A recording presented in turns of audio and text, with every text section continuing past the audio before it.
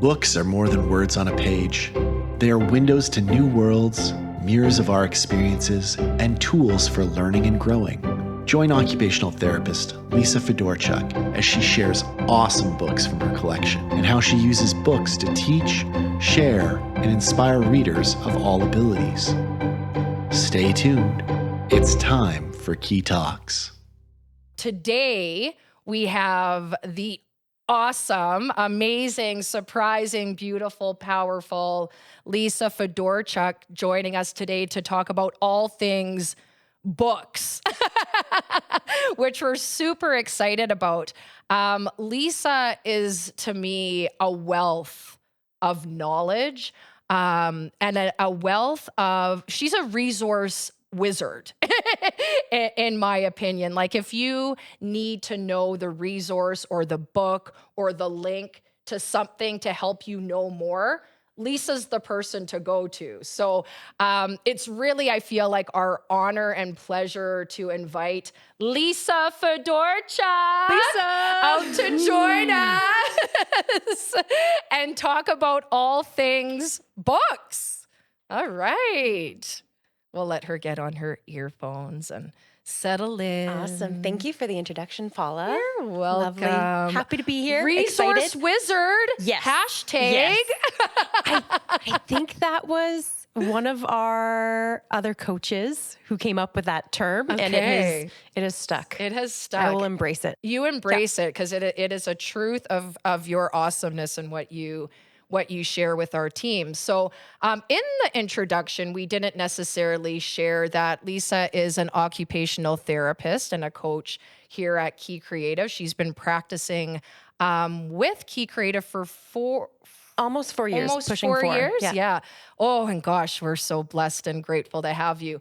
And so we wanted to invite her here to share a little bit about children's books and how you use them in your practice. But first, can you tell us a little bit about your role as an occupational therapist and coach with Key Creative? Yeah. Okay. So first, funny story, I still have not figured out my elevator pitch for what a pediatric occupational therapist does. Okay. Because we are so diverse in what we support families in. I've been at Key Creative for almost 4 years. Work with little ones age 3 to 17, turning 18. I work with kids and families in their homes, school setting, and a really, really wide variety of areas of need, whether that's food repertoire, toileting, mental health, all the above. Cool. Thanks for sharing that. So what would you say are some of the biggest challenges you see with some of the clients that we work with? I think sometimes it can be access of information, to be very on brand with the theme today. And it's a double-edged sword. There's so much information out there that how do you know what you should latch on to? So parents can feel very overwhelmed.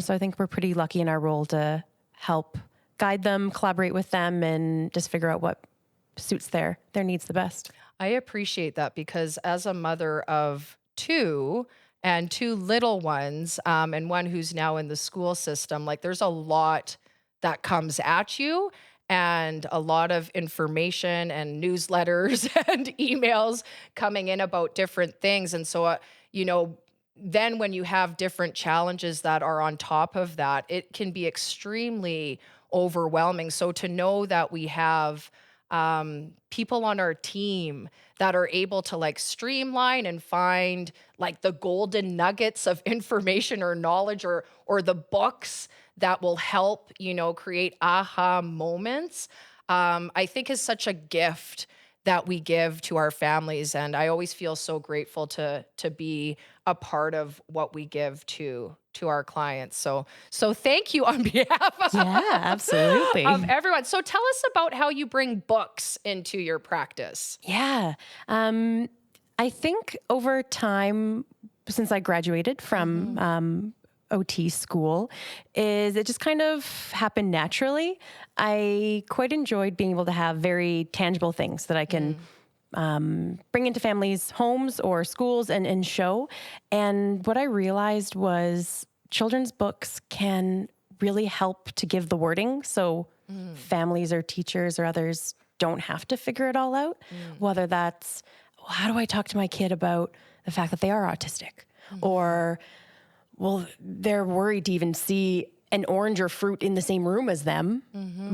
What's a smaller step than that? So by being able to have books that can share the message or show representation has been really great.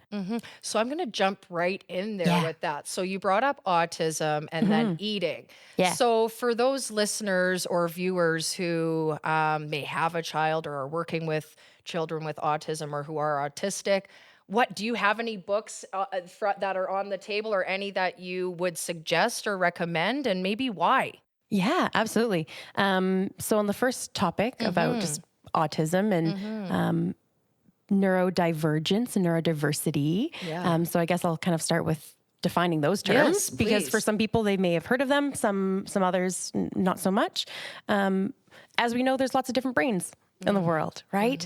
And so neurodiversity has become a term that's being more and more talked about, that it just describes the fact that there's a lot of different types of brains, and that's normal. And neurodivergence kind of being not what is considered to be, quote, neurotypical.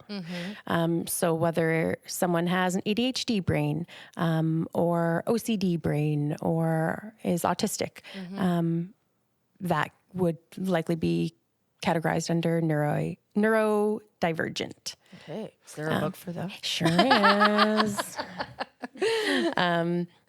And this one that I'm pulling up right now, it's called The Brain Forest. And it was actually written by a child psychologist who is autistic and ADHD herself.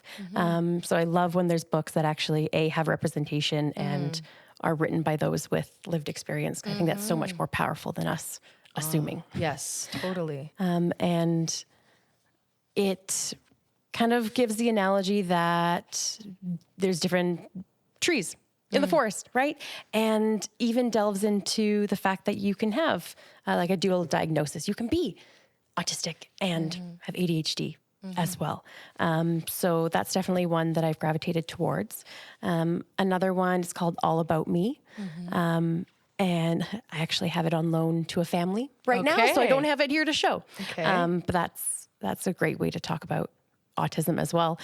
Different books for different age groups. A Different Sort of Normal by Abigail Balfe is written from the perspective of a teen autistic. So that looks a little bit thicker. Like that looks like it's a heavier content. What is there a different age group for these two books, for example? Absolutely. Or This would definitely be more preteen, teen. Okay. Adults as well. Yeah.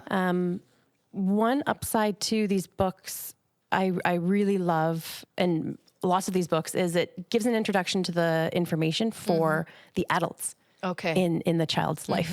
It makes it very accessible. It sort of teaches them before they're teaching their children. For sure. Yeah, kind of being the example. So the next one you talked about a little earlier was the feeding. Can you tell us a little bit more about those types of books and how you use them? Yeah. So us as occupational therapists in the pediatric world, the kiddo world, sometimes we support families to navigate food repertoire, right? So sometimes kiddos have a lot of sensory sensitivities or challenges with breaking outside of just a very limited diet. And again, we're always wanting to meet kids where they're at.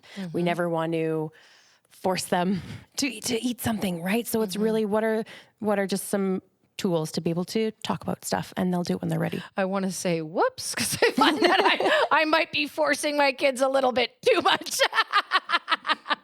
You're not leaving the table until your carrots are eaten. Yeah. Well, and I think back to, everything changes generation to generation, right? For sure. Yeah. Okay, so do you have some books that you can? I can bring these over. Yeah. Can I use your? You guys, for the people who are listening and can't see this this table with all of these awesome books on it, It looks pretty cool. Like we have all the children's books you can imagine on this table, and Lisa had set them out in themes. So we can talk a little bit more about the different themes that you have too. But yeah, show us some of these feeding books that you use in your practice. Yeah. So a humorous favorite of mine is called Vegetables in Underwear. Okay. That would be very kid appealing, Yes, right? Like underwear and poop. The kids are hooked. Yeah. And I think a really big theme with children's books and how I use it in my practice is just destigmatizing topics and things. I love that. So injecting humor and making it fun and silly so it's not serious and pressure and expectations being put on them. And intimidating, right? Yeah. That usually can create steps backwards. Yeah. So, definitely Vegetables in Underwear is a great And funny so one there. are you able to tell, like, is there an excerpt or like something you could read from? I mean, I'm intrigued. Maybe I need to just pick it up after we talk, but. So I'll kind of just describe it. It just says, like, I wear underwear, you wear underwear, we all wear underwear. There's big underwear, there's little underwear, dirty underwear, clean underwear. It just is. Yeah. So there's celery wearing underwear, there's potatoes, there's radishes, you name it. It's in there. And how does it bring it back to encouraging, like what's the outcome of this book? Yeah. So for some kids, let's say even just seeing a vegetable on their plate can feel like a demand or an expectation. Yeah. And it can just have such a negative association. And so by just being able to do pretend play with food or read a silly book, I found that can kind of carry over to shifting it away from just negative. Yeah. Maybe a little bit more neutral. So it's sort of like an exposure to a more positive way of seeing vegetables, for example. I love that. And I think like one of the great things that OTs do, occupational therapists do, is like, and correct me if I'm wrong, if I'm not using the right terms, but just that exposure therapy in a way of like, getting people comfortable at different stages of connecting with, whether it's feeding or whatever else it might be that they might be adverse to. So that's cool. Any others that you want to highlight there? I think maybe I'd highlight, there's one, it doesn't even have any pictures of food. Okay. But I've definitely used it in a feeding setting. Whose teeth are these? And it's just a bunch of flip pages of different animals, whether it's a walrus or a shark or a monkey. And that can just be talked about in terms of maybe we have a little dry snack and we're having the flip page crunch the snack on the page. So again, super play-based, low pressure. And then maybe the next step is I have a little dinosaur puppet or an animal puppet, and then he's taking bites, or maybe he just wants to smell it. Or maybe he wants to stay further away and just look at it, and that's okay too. It sounds fun. It sounds like I want to be part of that session with you as well. So something I wanted to say. So I think like as a parent, we often think, or I think sometimes, like with the food, that like I was saying, you OTs are good at the exposure, but a lot of times we jump to steps ahead of, like the first step of reading a book. It's just a reminder that like getting your kids to eat more doesn't have to start with food. Absolutely. Like it can start with a book. Yeah. And that could be the first step, is just reading a book. And that's, I think, what, what we mean by that exposure therapy, is that you're starting with something that may not be directly, it is related, but it's not directly the thing, right? It's adjacent. So, adjacent. It's adjacent. Thank you, Lisa. Yeah. Well, and I think, I don't know if you think about how many of us maybe grew up is, just taking a bite. That's a small step. But that's a really, really, really big step. Yeah, that's a really big step. That's a really big step. And so giving a food a little kiss, right? Or just smelling it, or just having it on your plate, or looking at it across the room. Those are smaller steps, or reading a book. Yeah. And those all seem like things that like traditionally people don't necessarily think about right away, because like, as parents, they'll think, hey, I need to just make sure that my kid is eating and stuff like that. And so like kind of invoking that play, invoking those different things really kind of makes it more accessible to them. Whereas like a lot of things like of, the differences between behaving and behaviors and stuff like that, where it's like, these are things that really can help your kid have fun and invoke that joy when, there might be that terror over broccoli or something like that. Yeah. And knowing how to play. Yeah. It's hard, right? Adults, we forget it. Especially when you're at the dinner table and you're hoping for the outcome that everything on the plate is eaten. And if you haven't taken maybe those first steps of reading a book or doing something playful with the food, it sometimes can be hard to get to that end result. For sure. Yeah. Yeah. I know in my practice, like also books, I've been doing more clinical work lately. And my reliance on books has been enormous. The amount that I use a book to like start a program or a treatment or an intervention or introduce a strategy, it's just been such a key Yeah. a key piece of my practice. So I just appreciate books so much in that way. And I know you do too. So you Yeah. were talking about, we have some different themes. What other themes do you have? Yeah. Tell us more about Well- these themes in your practice. For sure. I think first I'll kind of expand a little bit on what you just said. Yeah. How books can be such an easy thing to grab. Yeah. Too, right? And it doesn't have to be the whole book. Sometimes it's just one page or 2 pages, just to help introduce the concept. And then it can sometimes be left with the family to mull over a little bit more. Or it doesn't have to be anything complicated. It can just be visual representation of stuff too. Thanks for sharing that, Lisa. I think that's so important. Again, like I feel it's not all or nothing. Yep. Right? It doesn't have to be all or nothing. So even just putting I am awesome, like even just seeing that as a visual reminder or that phrase to build confidence, like that can be enough to just start a conversation. Right? Absolutely. So that's cool. Again, digestible, like Yeah. easy and digestible way of taking in content in that way. And adapting the language too. There's a lot of these books that if I were to read them word for word, it would only be a good fit for a very, very, very small percentage of my clients. So you can really adapt it to whether in your practice or with your child or your students. How can I make sure that this information is accessible for them? Yeah. Awesome. Yeah. Okay. Themes. Tell themes. us themes. Themes. Yeah.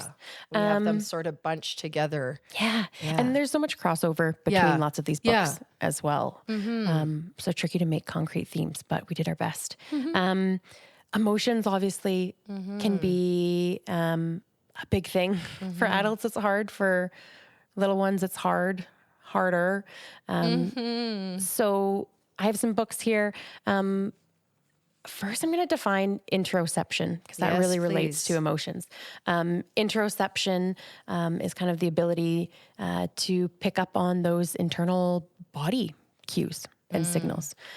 So that could be, how do I know when I'm hungry or thirsty, right? Does your tummy rumble? Do you feel a parched throat?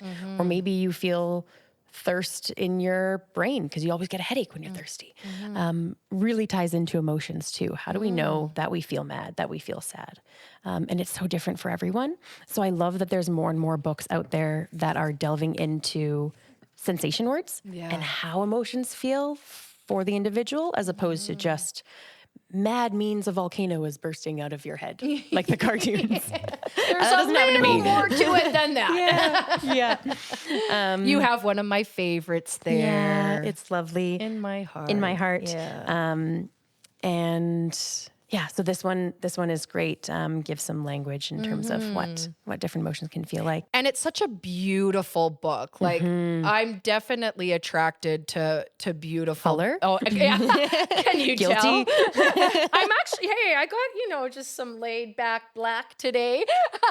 Do Do whatever you want. My poppy colored necklace, but pop of color, I should say. It's not poppies anyway. But it is such a beautiful book. And I think like, sometimes like it may not be the content that's attracting the person, but sometimes just that visual. And if that can be a way to engage them, then why not? And this book is definitely a fun, engaging book in that way. Absolutely. Yeah, there's, for those who can't see it, each page is a heart, and it's a rainbow heart, and the hearts get smaller and smaller. So it's a beautiful kind of 3D effect as you flip through. Yeah. And the other thing I like about it is that it's not too heavy on the words. Like it gives enough content in it, but not too much that a child can't take it in. I know I read that one to my daughter, Lena. She's 5. And I think I was reading it to her because I had bought it before she was born for myself. And now I share it with her. And I feel like she's just starting to get the content, but we've been reading it, for at least 2 or 3 years. 5 years. And part of it was first just the visual, and now it's much more than that. So, yeah. Beautiful. Yeah. Another kind of introception, sensation focused book that I use quite a bit. It's called Listening to My Body by Gabby Garcia. And this one, I definitely do in smaller chunks. Okay. Just because of the amount of words. Yeah. But it does such a beautiful job of validating different emotions and different sensations and really encouraging you to pinpoint and try to identify or pick up on those. And there's great little practice challenges at the bottom of a lot of pages. So like, let's practice. Place your hand on your belly. Yeah. Take 10 deep breaths. Notice your belly as it moves in and out with each breath. How does your belly feel? Soft, relaxed, tight, something else? So it helps to give that experiential learning too. And that's really worked within into the book. I love that. I have to say, so this book, when I think Googled, when you Google like self-regulation or things like that, this book comes up. It's one of the first books that I find comes up. And I did find it a little bit intimidating in terms of like the number of words and that content. So I love how you said that you actually use it in like sometimes just in chunks. And so again, that's a good reminder that it doesn't have to be all or nothing, that you can maybe flip to a page and then work from there with that book. This one's Listening to My Body. And I do know that it is one that's used quite a bit in different settings and working with children and also just in the home library. So yeah. Yeah. Yeah, cool. Do smaller chunks. Smaller chunks with 2 those pages. books. That's fine. That's Yeah. reading. That's a book. Yeah. Okay. I know I'm You're hung having up your on aha this, moments. but I'm at home sometimes, like let's put it this way. When I'm doing bedtime routines, sometimes I start to get really anxious because I'm like, then it's going to be book time. Which I'm sorry, I'm just being honest here. Like that's also a really great time, but it's also can be an overwhelming time because I'm like, oh, how long is this book gonna be? Like, I'm ready to get my child in bed. Like, I don't want it to be too long. Yeah. And I feel like if I start it, I have to finish it. But I think that is like That's learning. okay. That does not have to be true. Yeah. I can read part of it and then, save the rest. And maybe I just have to work on like setting the right expectations for my child that we're not going to necessarily read the whole thing. But anyway, it just Maybe they get to another pick out reminder. which sticky note color to put for the bookmark. COT. That's fun. There, Or there's did we hear direction that right tip? there. Yeah. We can sticky note it with colored Post-its. Add in choice. Add They get in to choose. choice. I love Throw it. a sticker on the sticky note. Cool. So Lisa's the one who introduced my daughter to Stick Buddies. Unrelated, but do you want to share the story? Yeah, and I think that lends to, I don't know, the topic of creativity Okay. and thinking outside of the box because Yeah. it was something just that was come up with on the fly. Yeah. We were in Canmore Yep. 2 years ago, 2 years about ago. 2 years ago for our company retreat. Key Creative Retreat. Yeah. And we'll always go on a little hike in the mountains. And You were beautiful leading and us on gorgeous. this one, right? I think you brought us Maybe. out to this one. Yeah. Yeah. Thank you. Yeah. Happy to. Yeah. And I think Lena was having a little bit more of a struggle with keeping up. keeping with the group and Yeah. smaller legs. That's fair. Yeah. And wanting to explore and look at this thing and that thing. And I remember you were like, come on, like, we gotta go. Come on, hurry up. I think I just literally grabbed a stick and be like, want to be stick buddies? Yeah. I can hold this side. You can hold that side. She's like, yeah. Now, And it's stuck. Like yeah. it's that. So that was at least 2 years ago. Wow. And she brings it up to this day. We'll be out on a hike or a walk and she'll grab a stick and say, let's be stick buddies. So it's just a reminder of how meaningful that was, but how taking the time to be creative and playful instead of like trying to dominate and push can be so powerful. And like Lisa, and I think there was, maybe it was Coach Wendy as well. You guys both took Lena and she just skipped along and had the best time. And she's been a stick buddy ever since. I think it's a great example of meeting a kid where they're at, right? 'Cause I think she was really wanting that independence. I don't want to be close, people close by. Well, this will give distance. Yes. Yeah. That's what I thought when I didn't know the whole stick buddy story. I thought it was because it's like, oh, I don't want to hold mom's hand the whole time. But like the stick is the distance, but you're still like kind of holding. But you're still together. Yeah. Still together. Yeah. It was so cool. It was one of those kind of magic little moments, I think, for her and also for me to see just how awesome our team is and kind and patient and playful and fun. So anyway, creativity. Yeah. And so I think you never know what will stick, right? No pun intended. Oh, groans. We love puns here. Puns are key to our success. And that's what I love about books too, is it doesn't have to be like direct teaching either. It can be very indirect. You're planting seeds, they'll water it when they're ready. And that can go for representation being big too. I'll segue into this one book, which I bring out quite a bit. This is so fun because I always love learning about new books. Bodies Are Cool. Called Bodies Are Cool by Tyler Feder. Okay, tell us more. It has all of the representation you can hope for. So each kind of duo of pages generally has a theme.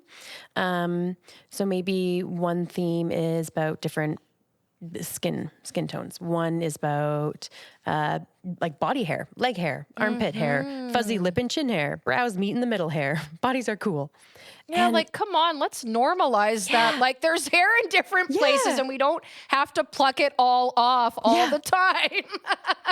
Right? Like a little bit of liberation here. Yeah. I love that. It So just cool. does such a great job where it shows scars or stretch marks or limb I'm seeing differences. like prosthetics or insulin pump. Yeah. And I think it's so powerful for kids to be able to see themselves in books. So I've really loved this as a very intensive example of representation. Yeah. This one will be going in my library. I'm going to have to write down that title. Yeah. Author. Yeah. Yeah.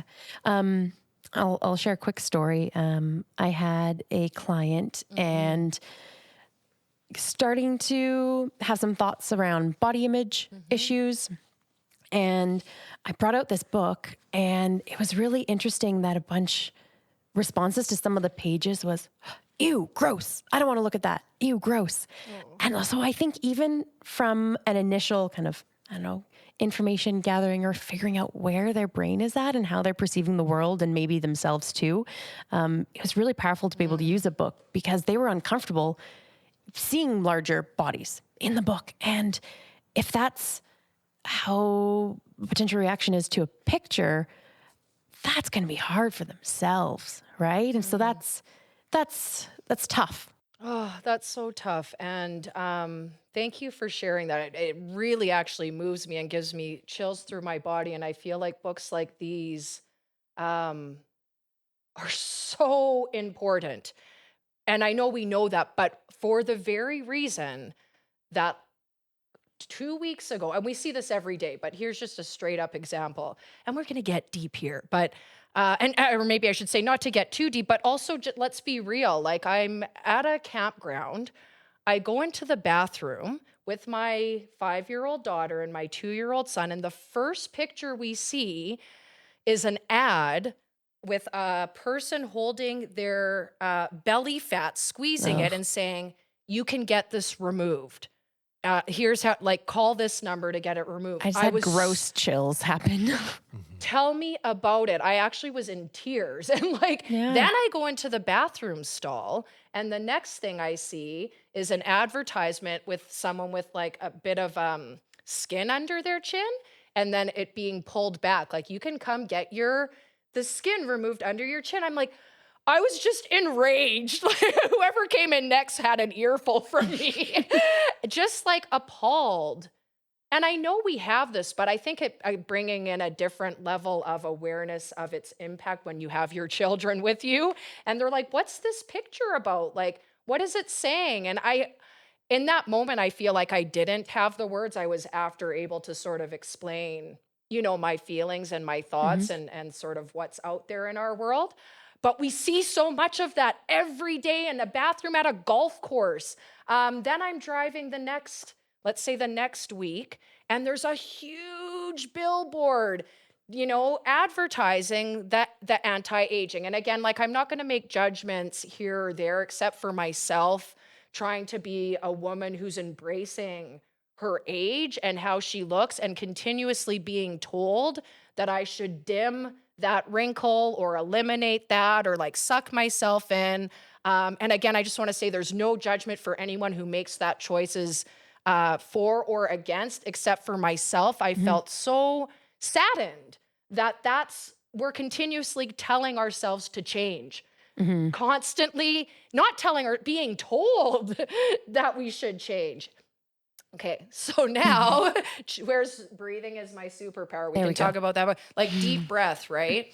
Because it does take composure, especially when you're then trying to, help your children understand what messages are coming out there. So thank you. Who's this author? Let's do it. Tyler Fedor. Thank you, Tyler Fedor, for your book and your message that bodies can look all different shapes and sizes, not even just bodies, like facial hair. I don't know, like your skin under your chin or like balding spots. Balding spots. Like, come on. Like, what are we doing to ourselves here? I know. And the pressure and there's generational things. Like for me, I had to set a boundary with my mom where she was like picking at the back. I'm like, I don't care. You know what I mean? Like it's something that's there, but something that I think was really powerful and what you kind of touched on that really lends to that conversation we were having before is, it's not just general literacy, it's become media literacy. And one of those things is really navigating the nature of like advertising literacy, like in what we get exposed to, because another thing is watching videos or seeing these ads that are literally designed to like grab our attention really quickly and then try to change our behavior to buy their product and whatnot. And a big thing that becomes the role of caregivers, of parents, is being that person who explains media literacy. And you took it upon yourself in that situation to really educate your children. And, it's one of those things, we can have all these books that are great, but sometimes the only tool you have is like identifying that's not normal. That's not in the sense of, yes, there's some people who have that concern, but that's not something that should make you feel the lesser. That's not something that should influence how you feel about your body. And so whether it's from a book or whether it's from a parent, it's that literacy, the media literacy that really does, play such an important role in shaping those young minds and really helping them with healthy behaviors. Yeah, thanks for sharing that, Mike. Yeah. And maybe that's we can elaborate on this topic in another episode. But so grateful for these types of books that are sharing these messages, in contrary to some of the other stuff we're seeing, like you said, in media and other outlets like that, and channels, social media too. I mean, talk about the impact, the negative impact it's having on people's body images. However, I will say there are some strong body image advocates on social media who are coming out with a force, and it is so, well, I'm going to say awesome, with making sure that I acknowledge awesome, meaning like amazing, surprising, beautiful, and so, so powerful. So very grateful for that. Okay. Little tangent, but Yeah. thank you. Thank you for sharing that one. Yeah. So I have a few books in front of me. One I actually use quite a bit, somewhat related to the body positivity or body neutrality concept. It's called Captain Snout and the Superpower Questions. Okay. It was written by, I believe he's a child psychiatrist, Dr. Daniel Amen. And it's very related to mental health. And the whole concept is that there are ants. Ants stands for automatic negative thoughts. So we all have them. They pop up into our heads. We can't stop them from coming in, but we can start to learn different tools on how we respond to the ants. So it's a really, really playful book that kind of describes a bunch of siblings, and they really, really want to buy a puppy. And their parents said they can buy a puppy, but only if they earn enough money. And so they have this car wash, and then all of a sudden it's not going so great. So they're saying things like, this is the worst car wash ever, and like, it's your fault. We'll never get our puppy, all of those kind of absolute statements. And then, of course, Captain Snout, who obviously is an anteater, flies in. I love it. And he just kind of helps to coach the kids and introduce them to the concept that thoughts are just thoughts. And we can, explore different ways to combat the different. That's like ants. CBT put It into a is children's book. CBT, cognitive behavioral therapy. So cognitive distortions, I love it. kind of same thing as That is another one I will add to my shelf. automatic negative thoughts. It's pretty, they are rodeo So- ants, you name it. What age group is this one? Would you say? Or what age do you use it with, for example? And Yeah, so I've probably used it maybe as young as like 7. okay. Depending on the child. Maybe 6 in terms of picking and choosing. Yeah. And then I've also used it with teens. Yeah. I think that's one thing that I've loved about books is that it doesn't just have to be limited to the younger age groups. Yes. I use these with like teen girls, Totally. adolescent boys even. And again, picking and choosing and how you present it too can go a long way of like, okay, this is kind of like a kid's book, but like, oh yeah, I've used it for other like guys like older than you. Yeah. And I think they kind of liked it. Yeah. You up for it? Let's try it. So it can be really powerful across Yeah. age groups. You're very skilled at being able to introduce things, I feel, with clients, and very creative in the way that you're able to engage your clients as well, which is definitely a skill set of yours, but also something we can all learn to do. And I love that idea that, and thought that children's books aren't just for children. And I was sort of speaking about that before you came out, that I tend to just enjoy reading children's books. Me too. I was laughing to myself. Small side story, if I may. Yes. I used to love reading when I was a kid. Yeah. And would just blow through the novels. And then I think it was just as school demands got harder and harder in university, that kind of love of reading started to dwindle because reading meant like homework. Yeah. Reading meant more intense type of learning and not so much for joy. And so I'm still trying to work on where that fits in for me in terms of adult reading, but obviously children's books, totally up my alley. My partner and I will play board games a lot. There's this one board game where the rule says the person who finished a book last gets to go first. So it's always a debate of like, okay, do children's books count? 'Cause then that would be me. Yes, yes. So- Yes, they do. And I love the other message you shared, that or comment you made that the messages tend to be universal, right? So that it doesn't matter the age, right? Well, and that's something I think there's another book that Key Creative has that is very much along those lines, which is My Name is Trauma. Like, look at with John with his trauma work with Massey and stuff like that with the, and you can see that it doesn't just apply to being a children's book. It can be something where like the allegory of a tiger as trauma is something that really becomes profound in a way of understanding that internalized feeling that is an intangible otherwise, right? So thank you for sharing that. I feel like with My Name is Trauma, that's where I saw probably the greatest success myself, like firsthand, of my peers or colleagues, or other professionals reading it and being like, wow, I relate to that, or that just helped me understand what's going on for me. So, and I've seen that with the children, but a lot with adults too. So, I love books that can do that as an adult who loves reading, children.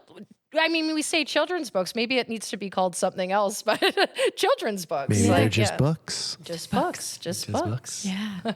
And My Name is Trauma.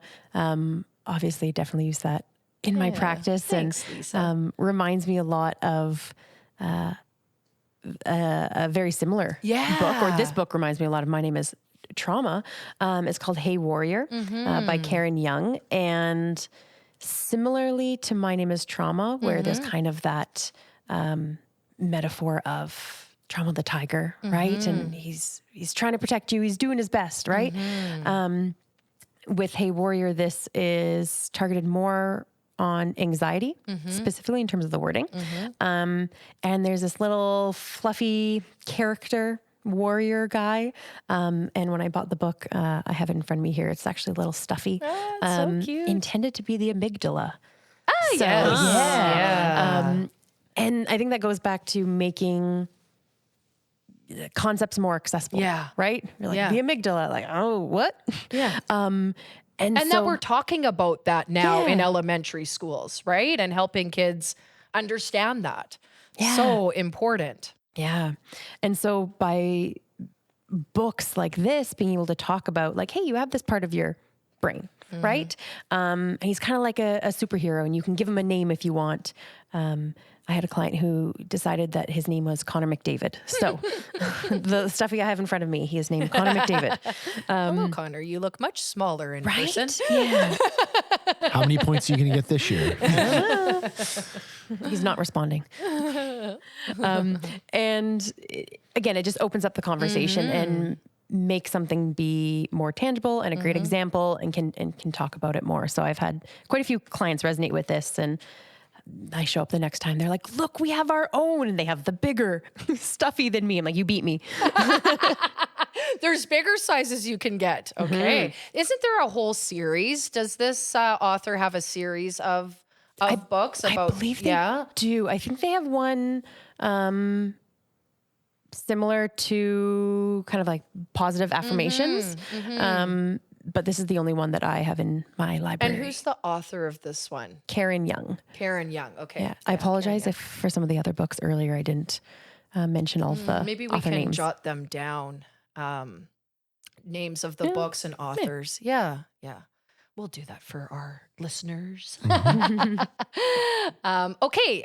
Any other themes or books you want to point out or I'll chat just kind of about? let you know just some of the main themes. I know we've talked about a lot of books so far. Yeah. Resiliency and problem solving and persistence and grit can definitely be a great theme. This one called The Magical Yet. Great for kind of shifting that language of like, I can't yet. This little kind of sparkly sprite. Yeah. So I've definitely had some kids draw out their own little magical yet. We decorate it with glitter in a very safe, contained space so that no one gets mad for glitter being everywhere, because that's a problem. What Do You Do with a Problem? Written by Kobe Yamada, is a beautifully illustrated book and is really great for that persistence theme, especially has resonated with adolescents for sure. Some other themes of the books in front of me, definitely some fine motor, tactile themes, Okay. whether it's the textured, bumpy books or the tracing books, where it is more tactile and you're kind of getting to follow along. Yeah. Great foundational fine motor skill development there. Zipper book, a little shark that his mouth zips and unzips. So again, practicing different skills can be through books too. And can be a great way for kids to just kind of explore independently too, Yeah. without as much pressure. Have you heard of the Color Monster? I think so, but I don't. It's a great, we kind of passed the theme, but it's about emotions too. And just as you're talking about like interactive books, it is quite like they went all out in creating the pop-ups and different like character displays that come up when you turn pages. It's a great book about emotions and how to sort of manage and regulate them. Also, it just came to my mind, The Color Monster. Awesome. Yeah. Awesome. Fun one. Some other regulation books, breathing ones. Breathing is My Superpower by Alicia Ortego is great. I'm a Peaceful Goldfish by Shoshana Chaim and Laurie Joy Smith. Yeah. Sometimes I Feel Like a Fox by Danielle Daniel is also really, really great. Other themes I have are all related to toileting. Lots of poop I books. see What Your Poop Says About You. I took a little look at that one earlier. Again, I think of like my children 5 and 2, and poop and pee are like a hot topic in our household. So Yeah. So I do end up working with quite a few kids, whether it's initial potty training or challenges with constipation and or fear of public bathrooms, or just being worried about the toilet in general. Yeah. There's some great books out there that help to approach it in a playful way. And even some books, there's a series about Dash the dog. And so it's a little border collie, and there's one that is completely written about that he's fearful of like public toilets. And so he's in the grocery store and he's like, no, Mom, I don't have to go, even though he's spinning in circles. And he goes in, and then he's scared of the paw dryer, the hand dryer, which is also a very real experience for lots of our kids. I can relate to being scared of some of those public toilets for sure. Is there, do you have one of those books there? Which one was that?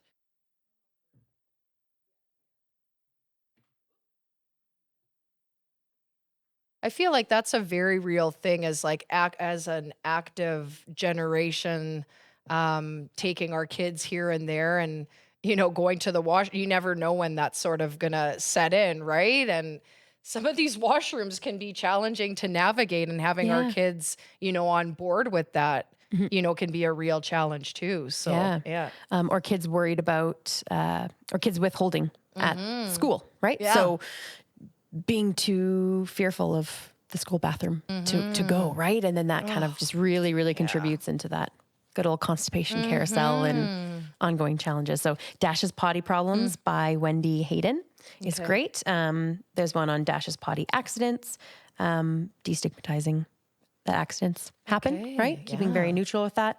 Dash's Belly Ache for kids who can't or won't poop. And he'll go to the vet and get special medicine. And Dash decides going potty is awesome. And that's about potty anxiety. So that's lovely. From Chewing to Pooing by Lauren Geringer with Dr. Natalie Geringer. Looks more just at what happens, like how does poop happen, right? You eat and it goes down, and so sometimes just learning about anatomy and digestion. There's a great, this is a random shout out to Dr. Binox on YouTube. He is a little character who looks similar to one of those in that book. Who knows all things sciences and bodies and illness and flus. And he talks about body digestion and how you go through, how your body does the whole process of digesting. So that's a good one. And the other one I'm thinking that's not a book or literature, but Daniel Tiger. And we were just watching episodes on going to the washroom and at school. So that's one's on Netflix. And actually, to segue from like on YouTube and that digital literacy piece, that there's a lot of these books read aloud on YouTube. I know Deanna was kind of mentioning earlier about the public library, which is amazing. And we're very, very lucky here in Edmonton. And then sometimes the act of like going to go get the book and then return the book, like that can be a lot of steps, especially if there is a lot of overwhelm and juggling that families are doing already. So I think that's a really great part of books that sometimes we forget about, that sometimes we can just Google it. Right? Yeah. And that's okay too. And that's okay too. Yeah. And So, sometimes it's like a legitimate version of it. Sometimes it's just someone who's like kind of gone and they've put it out there, and there's a lot of resources there that, you know, you just have to reach out to find it, whether it's one by the author or someone else, and it lets you kind of just have fun with it, right? I can think of one YouTube one. It's about going to sleep that Samuel L. Jackson does, but I can't say the title. Yes, I think that's some of the. So you have one of my favorites here. And it's still popped up here. I have a guess. Yeah, beautiful. Oops. I came across this book many, many years ago, maybe 2012. I guess is that many years ago, 2012. And I know I shared it with our Key Creative team. I think I was saying 2014 at one of our Key Creative retreats, and then gifted it to my whole family. My daughter has a copy. My son has a copy. I have a copy in my office downstairs. I love it. I'd love to know more about how you use it. Yeah. And where you came across this one. So Beautiful Oops is by Barney Salzberg. In terms of the question of where or how I came across it, I'll do one plug for sure. There's a fantastic website. It's called Not an Autism Mom, and they have all these book lists of like 100+ books for like neurodivergence and inclusivity, and for teens and adolescents who are autistic. And they have such great big list there. So through there, there's fantastic Instagram accounts too that makes it very accessible for discovering books. So probably one of those. Okay. Wonderful. So this book is, for me, I find that it kind of focuses on being okay with things being messy. Sometimes for our kids, anxiety around not having things perfect, or that flexibility piece can be really, really tough. And so this book does a great job of demonstrating that things that are messy can be really awesome. So whether it's a coffee mug stain on the counter has the potential to look like a little frog. Things like that. So in my practice, I've kind of taken some of the pages as inspiration for activities, whether it's just you're going to close your eyes and do a random scribble, and then, okay, what can we turn this into? Or tear up a sheet of paper, and then what could that look like? Yeah.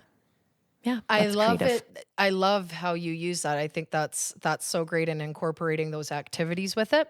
Another way that I know I've used it too is normalizing, validating, or helping my children understand that mistakes are okay and that something good can be created from them or something can be learned from them. And so I find this book really good for that teaching as well. And I'll see Lena sometimes say like, "Oh, it's okay, Mom." Like I'll be the one who's like, "Oh, I don't know," and she's like, "Mama, it's a beautiful oops. It's okay." And I'm like, "Okay, good reminder. Thank you. Thank you, beautiful oops." And it's. I remember the first time I read it, I said to John, "This is a book that I want to, like, if I could be the author of any book, I want it to be this one." And now, since I am awesome, it would be I Am Awesome. But yeah, such a wonderful, playful book, and so well done in terms of its creativity and how they put it together. So yeah. How do you engage your clients into the stories or into the books when you're in a session with them? Yeah. So, just like with adults, books aren't for everyone, or there's different levels of exposure to them, and whether it's is inherently exciting or not. I've done some different approaches, whether it's making sure to integrate what they like, their interests. That might just be they like Paw Patrol. So I'm just going to bring a Paw Patrol book and they just get to flip through it for 2 seconds. Okay, we're on to the next thing. Cool. Or it might be more of that turn taking. So they get to be the one to hold the book, or they get to be the one to turn the pages, or I turn one page, they turn the next. Some books, like What Do You Do with a Problem? There's little Easter eggs in each page. So there's a bird on every single page, or there's a couple different. And so the kid gets the excitement of actually finding all of them on every single page. Something else I've done is letting the child be the videographer. So they get to hold the phone and they get to take a video while I'm reading the book. And that's been really engaging and exciting for them. And empowering. Yeah. Yeah, empowering for them to sort of step up and, take on that role. That's awesome. Yeah. And then if it's on the parent's phone, then they have a copy of the book that they can watch back later Cool. and read again together. So Yeah. Okay. See, again, more like tips and tricks that I feel like I could use just myself in my book reading with my children. So thank you for those. There's different Video record it. Video record it. So you have another one of my favorites on the table here. The Invisible String. I bought this one for Lena when she was born. And it's been a really beloved one in our beloved. What does beloved mean? Am I saying that properly? yeah. Moving along. Yeah, beloved book in our household. In many ways, but I'd love to know how you use this one in your practice and how and why. Yeah, for sure. So The Invisible String by Patrice Karst is a beautiful book. I've used it a lot for kiddos that maybe struggle with being away from others, whether that's their parents or siblings or guardians. It touches a lot on the topics of connection and attachment and essentially the concept that even if someone isn't right there next to us, we're still connected. There's that invisible string. They could be on top of a mountain and we're at home, or they could be up in space and we're down here, and that string can't be broken. Yeah. So it's been a beautiful way to introduce that connection concept. I think for me, the way I've recently used it is Lena is in this episode She's a a lot. star. She's a star. She went to this is her first year of kindergarten, and I have been reading this book to her a lot, but it was a good reminder, that we have our invisible string, like we're always connected by love, no matter where we are. And so that book definitely has set the foundation for sending my kids Braulio to daycare or Lena to kindergarten. And then you introduced me to recently for my clinical practice, a workbook. There's a workbook, so you don't have to think of all the activities yourself. They've done that work for you. Oh my gosh. So yes, I've also purchased this workbook. Yeah. Can you tell us a little bit about it? Yeah, so it's just called The Invisible String Workbook by the same author. Yeah. And they just have a bunch of activities and bonus cards. So you don't have to think of, okay, I have this book and we're talking about the concepts, but how do I connect that to other parts of their life, and what now? How to make that learning experiential again, right? Similar with the Beautiful Oops book that we talked about. How do you go one step further? So this is fantastic workbook for that. There's actually some other great books similar to like that workbook kind of theme where they've done some of the work for you. Now Maps is one about Tween's Guide, learning all about like thoughts, emotions, things like that. There's another great series called What to Do When You, and this one that I have in my hand is What to Do When You Don't Want to Be Apart. And a lot of these tend to have, whether it's CBT, cognitive behavioral therapy type concepts, or other mental health therapeutic concepts integrated. And I think this is great for parents and teachers that maybe they don't have access to an occupational therapist or a psychologist, but it's written by a reputable source that they can kind of go through it in small chunks, have the words written there for them, and activities to do. I think that's great that there's books out there like that. I love Now Maps, just going back to this one. And I'd say that it says on the front, but it's, navigating big emotions and being a confident kid, but being aware of your emotions and your feelings. And the basic concept that I've really gravitated to and use in my life with my clients, with my family, is the pause button. And just remembering to pause before I respond. So Daniel Siegel says, we can either react or we can respond. Reacting's when we haven't taken a moment to think about what we're feeling. What's our environment that may be causing the feeling? And so bringing more consciousness to, what's going on for us. And so we often just react, right? And so he talks about taking a moment to pause. Think about what you're feeling, or be aware, create awareness. Think about what's maybe impacting it so you can then respond. The first step is noticing. The first step is Without noticing. judgment. Yeah. So this has been a really, again, key, pun intended, book as a parent, but and also as a clinician, and just remembering the pause and helping create awareness around that so that people can make, what did one mother say? I think make smart choices. Let's make smart choices. We can all learn more. Yes, we can all learn more. Lisa, thank you for being here today. Oh my goodness. Yeah. So many books. Thanks for letting me bring most of my library This isn't even all of to them. the table. Just amazing. Deanna, any final comments that you want to share? No, just to remember again that there's a lot of these books, like you said, have online like storytelling that's already been read. So sometimes parents will do that to sort of test a book before they buy it anyway. Yeah. To me, it's completely neutral whether or not you purchase a book or not, if you consume it by the library or consume it on YouTube, that kind of thing. Like, the knowledge is what matters the most. And the library does not have late fees here in Edmonton anymore. So if you can't bring it back by September 25th, that's okay. Accessibility. Yay. Yay. And let's just shout out to your t-shirt. Oh, yeah. Yeah. Accessibility is essential.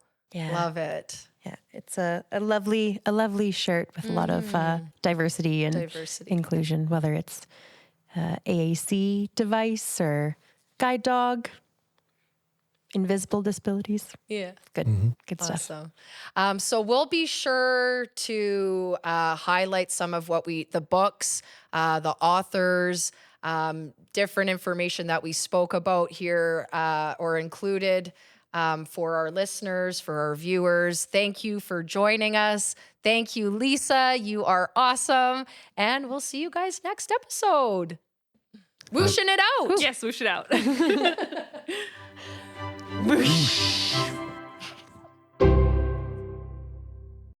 Key Talks is a project of Key Creative. We hope you found this episode informative, thought-provoking, and enjoyable. To learn more about the topics covered in this episode, visit our website at keycreative.com. That's QICreative.com. Don't forget to subscribe to our podcast on your favorite platform so you never miss an episode. And if you enjoyed this podcast, please consider leaving us a rating and review. It helps other people discover our show and lets us know what we're doing right. Thank you again for listening, and we'll see you next time.